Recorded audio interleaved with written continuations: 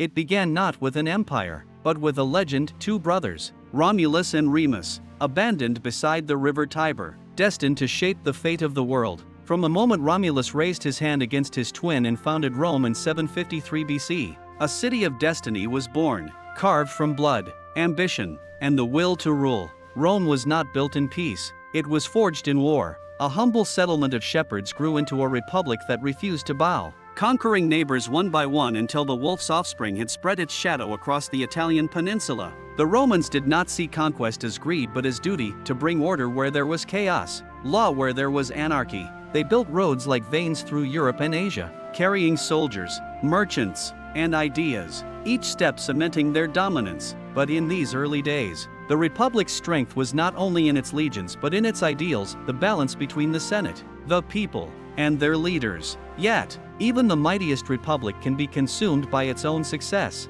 As Rome's borders expanded, so too did its hunger for power. The Punic Wars brought them face to face with Carthage, a rival city across the sea led by one of history's greatest generals, Hannibal Barca. When Hannibal crossed the Alps with his war elephants, Rome trembled, but it did not fall. The Romans endured, adapted, and struck back with relentless fury. Carthage was burned to ashes, its fields salted, its name erased. Rome had no equals now, only subjects. Yet with every victory, cracks began to form. Wealth poured in, but so did corruption. The Senate grew rich while soldiers and farmers starved. The ideals of the Republic began to fade, replaced by ambition and greed. In this storm of unrest rose a man whose name would echo for eternity: Gaius Julius Caesar. Brilliant, ruthless, and adored by his troops, Caesar defied the Senate's authority and crossed the Rubicon River, declaring in one fateful step that the die was cast. Civil war engulfed Rome. Brother fought brother, senator against general, until Caesar emerged triumphant, hailed as dictator for life. He dreamed not of ruling Rome, but of reshaping it, a vision too vast for his time. His reforms gave land to veterans, restructured the calendar, and offered citizenship to foreigners. Yet power breeds fear, and in the Senate's marble halls, daggers gleamed beneath togas. On the Ides of March, 44 BC, Caesar fell beneath 23 stabs, betrayed not by enemies, but by friends. His death plunged Rome into chaos once more. From the ashes rose his heir, Octavian, the man who would become Augustus, the first emperor of Rome. Under Augustus, the Republic was buried and the empire born. He brought stability after decades of bloodshed, transforming Rome into the shining heart of the known world. Marble replaced brick, art flourished, and the Pax Romana, the Roman peace, spread across continents. Roads, aqueducts, and cities sprang from the earth as if summoned by the gods themselves.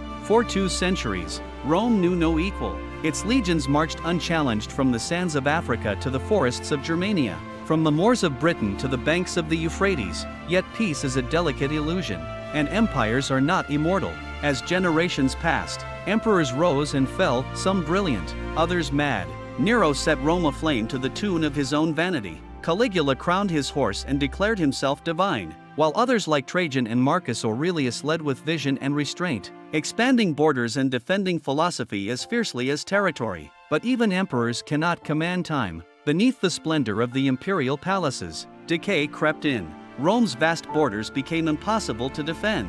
Its legions stretched thin, its citizens complacent. The cost of greatness had come due. Plague struck, economies faltered, and foreign tribes, once subjects, became threats. The Visigoths, the Vandals, the Huns pressed upon the empire's edges like wolves circling a wounded beast. The empire split east and west in a desperate bid for survival. Constantinople rose in the east, shining and strong, while the west stumbled under the weight of its own corruption. The once proud city of Rome, center of civilization, began to rot from within. Emperors rose and fell in rapid succession, their reigns measured in months, not years. The Senate, once the heart of Roman virtue, became a hollow echo of its past. Christianity, once persecuted, now spread through the empire's veins, transforming its soul. When Constantine the Great embraced the cross, the gods of Jupiter and Mars fell silent. Rome's heart no longer beat for conquest but for faith.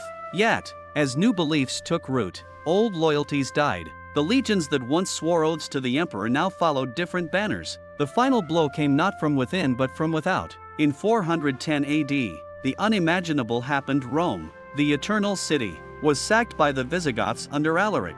For the first time in nearly 800 years, foreign boots marched through its streets. The world gasped. How could the invincible fall? The answer was simple: empires die not in a single moment, but in 1,000 cuts. For decades after, Rome limped on, a shadow of its former self. The Western Empire collapsed under barbarian rule, while the Eastern Empire, the Byzantine, endured for another 1,000 years, a flickering torch of Roman legacy. And yet, even as the marble crumbled and the legions vanished, Rome did not truly die.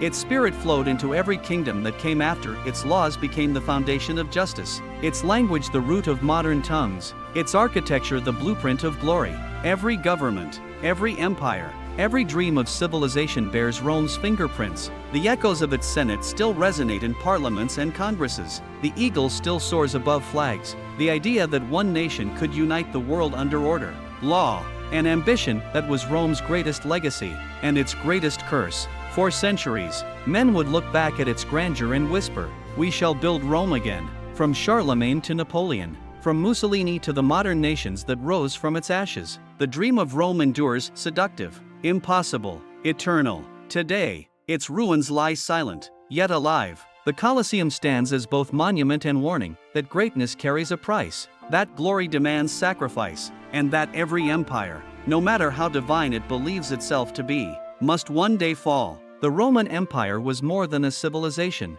It was an idea that through strength, order, and vision, man could rise above his nature and touch the gods. But even the gods fade, and as the sun set on the empire's final day, it left behind not darkness, but reflection, a reminder that all power is borrowed, and all glory, fleeting. From a shepherd's hill beside the Tiber to the vast expanse of continents, from Caesar's ambition to Augustus's peace, from Nero's madness to Constantine's faith, the story of Rome is the story of humanity itself, its brilliance, its arrogance, its triumphs, and its ruin. It began with the blood of brothers and ended with the silence of a world forever changed. Yet, in every city that builds, in every law that governs, in every empire that dreams, Rome still lives, the eternal flame, flickering through time, whispering to those who dare to listen, all empires rise, all empires fall, but Rome endures.